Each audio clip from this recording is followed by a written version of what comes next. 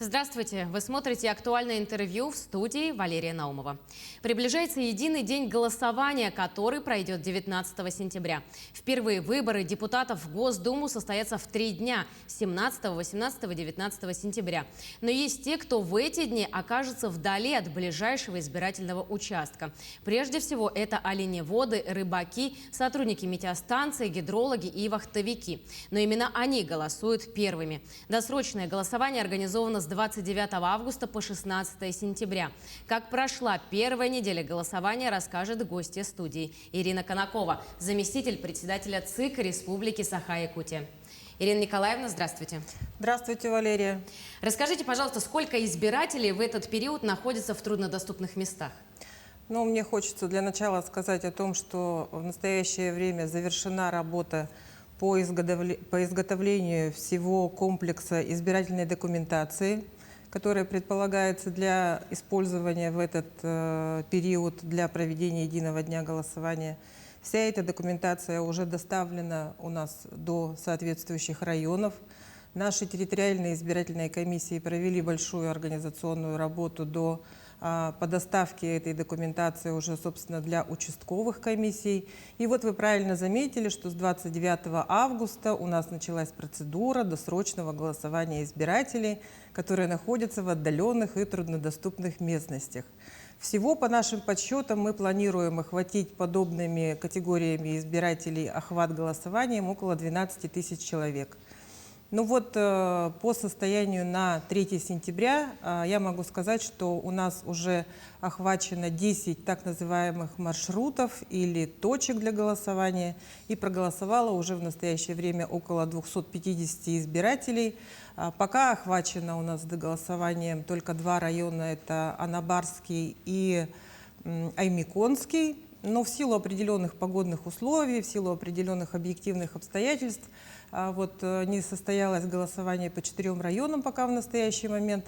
Но мы надеемся, что в выходные дни и всю следующую неделю очень активными темпами мы продолжим работу по охвату досрочным голосованием наших избирателей, наших метеорологов, наших оленеводов, наших артелей, которые работают, наши вахтовые работники. Поэтому очень большой пласт избирателей у нас будет охвачен досрочным голосованием. Мы находимся в числе тех 36 регионов Российской Федерации, которые, собственно, занимаются процедурой досрочного голосования. И по состоянию на вчера при открытии заседания Центральной избирательной комиссии Российской Федерации Элла Александровна особо отметила, что досрочное голосование началось, и Якутия прозвучала, собственно, в первых строчках. И она выразила большую благодарность тем, кто, собственно, осуществляет эти трудные, сложные процедуры досрочного голосования. У нас ведь все говорят, что у избирательной системы женское лицо, да? И в большинстве своем члены наших участковых комиссий – это хрупкие женщины. И они на своих плечах, собственно говоря, с различными видами транспорта, на вертолетах, на вездеходах, на машинах высокой проходимости, гужевым транспортом, на оленях, в сложных природных условиях осуществляет такие государственные задачи, за что я, конечно, тоже хочу им сказать большую свою личную благодарность. Расскажите, как организовано это досрочное голосование? Я уже сказала, что мы на самом деле используем все возможные виды транспорта. Республика у нас, к сожалению, не отличается хорошей транспортной схемой, да? И поэтому в условиях таких сложных дорожных транспортных карт у нас используются на самом деле в 18 районах используются вертолеты. Мы заключили 18 государственных контрактов с 3 нашими авиакомпаниями на территории республики. И будет охвачено у нас только вертолетными, собственно, охватами досрочного голосования более 150 точек. То есть у нас заложено почти 216 часов полетного времени для того, чтобы охватить более 2000 избирателей, которые находятся в таких условиях, где невозможно применение наземного транспорта. Ну и, как я уже сказала, что вот этот транспорт высокой проходимости, и вездеходы, и моторные лодки, и суда маломерные, и олени, и лошади, и пешим ходом наши члены участковых комиссий добираются до своих избирателей для того, чтобы у них была возможность осуществить свое конституционное право и воспользоваться активным избирательным правом, проголосовать за того или иного кандидата, за ту или иную политическую партию, которая представлена будет в федеральном списке по избирательному бюллетеню. А расскажите подробнее, в каких районах проходит досрочное голосование? Ну вот у нас 35 районов республики, да? Досрочное голосование будет применяться в 27 районах республики. Из них авиационным видом транспорта у нас охвачено 18 районов или территориальных избирательных комиссий. Про категории, которые будут охвачены, мы уже с вами, собственно, поговорили. А расскажите, кто из наблюдателей следит за ходом голосования? В соответствии с нормами федерального избирательного законодательства на процедуру досрочного голосования могут, собственно говоря, в процедуре досрочного голосования могут присутствовать любые наблюдатели. У нас в этот период планируется участие наблюдателей в количестве, ориентируемся мы на 7-8 тысяч избирателей, из них где-то 2,5-3 тысячи наблюдателей будет представлено от Общественной палаты республики, так называемых общественных наблюдателей. Так вот, любой из них, собственно говоря, может заявить о своем желании поприсутствовать на процедуре досрочного голосования и принять в ней непосредственное участие.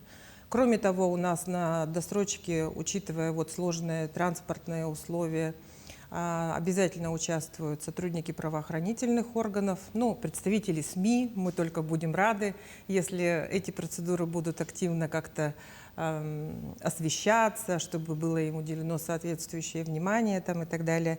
Ну и, конечно, наша особенность – это присутствие так называемых проводников, для того, чтобы они могли, собственно говоря, пилотам показать расположение оленеводческих стад, потому что мы не владеем географическими координатами, куда нужно прилетать и какой маршрут нужно заранее строить. А что вы можете сказать про тайну голосования? Как она будет обеспечена и когда будут вскрыты урны с бюллетенями?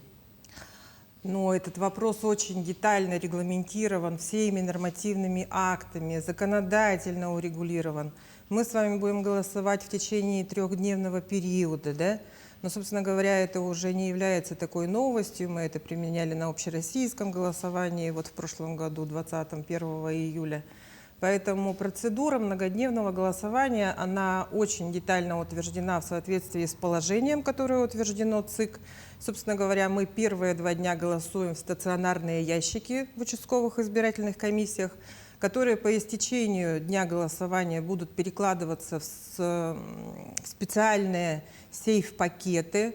Сейф-пакеты имеют индивидуальный номер, имеют индивидуальную клейкую ленту. Все это будет делаться открыто, гласно, в присутствии представителей средств массовой информации, наблюдателей, представителей партий, представителей кандидатов, доверенных лиц. Каждое закрытие сейф-пакета у нас актируется, и эти сейф-пакеты укладываются либо в железные ящики, либо сейфы, и будут находиться под постоянным круглосуточным видеонаблюдением. Сейф-пакеты будут вскрываться в 20 часов 19 собственно, сентября вместе со стационарными ящиками. Так что я думаю, что оснований для какого бы то ни было беспокойства, для того, чтобы осуществить, собственно, сохранность избирательных бюллетеней, чтобы была соблюдена тайна голосования и чтобы были соблюдены все процедуры открытости, гласности и доступности электоральных процедур, будут обеспечены на высоком уровне. А что можете сказать про сохранность урн уже с опущенными бюллетенями? Я только что сказала о том, что в голосовании в течение 2 дней, 17 и 18 сентября, все избирательные бюллетени будут упакованы в специальные сейф-пакеты. Это такое специальное применяемое технологическое оборудование при проведении многодневного голосования, которое позволит осуществить их сохранность и обеспечить их неизменный вид в том, в котором, собственно говоря, избиратель и поставил соответствующую отметку в каком бы то ни было избирательном бюллетене. Так что оснований для беспокойства, я еще раз хочу подтвердить свою мысль, нет и быть не может. А каков процент избирателей-досрочников по отношению к общему количеству избирателей в регионе? И по опыту прошлых лет, какая вообще обычно активность таких избирателей? Ну, если у нас общее количество избирателей 646 тысяч с лишним с хвостиком, а планируется к охвату досрочным голосованием более 12 тысяч, то, собственно, путем нехитрых математических вычислений можно сделать вывод о том, что около менее 2% будут, планируется нами охватить досрочным голосованием. Да, мы стандартно оцениваем достаточно высокое количество тех участников голосования, которые осуществляют процедуру по досрочному голосованию, по своему волеизъявлению не в дни голосования, а вот перед ними в соответствии с теми законодательными процедурами, которые, собственно говоря, у нас существуют и урегулированы соответствующим федеральным 20-м законом. А вот в будущем при организации выборов, как думаете, возможно ли обеспечить дистанционное голосование? Может быть, посредством рации, интернета, спутникового телефона? На самом деле это давно обсуждающаяся тема, которая тревожит умы многих, в том числе и организаторов выборов, и тех, кто следит за процедурой организации голосования. Вот хочу сказать, что ДЭК, так называемый, или, как вы сказали, дистанционное электронное голосование, уже в настоящее время будет на этих выборах применяться в некоторых субъектах Российской Федерации, и это уже не рассматривается как какой бы то ни было пилотный проект. Я вот боюсь ошибиться в цифрах, но мне кажется, что порядка 7 субъектов Российской Федерации в единый день голосования 17, 18, 19 сентября будут использовать процедуру дистанционного электронного голосования. Для нас это, конечно, было бы большим достижением, если бы мы своих избирателей, которые находятся в отдаленных и труднодоступных местностях, охватывали и таким видом голосования, поскольку это действительно удешевило бы вот эти дорогостоящие процедуры. Я не буду скрывать, что мы в этот раз только на заключение контрактов по авиауслугам на вертолеты использовать будем более 73 миллионов рублей. Представьте себе, как бы это дистанционное электронное голосование позволило бы удешевить и оптимизировать те расходы на досрочку. Спасибо вам большое, Ирина Николаевна. Благодарю за эту беседу. Ну а я напомню, что вы смотрели актуальное интервью, и сегодня мы разговаривали с Ириной Конаковой, заместителем председателя ЦИК Республики Саха-Якутия.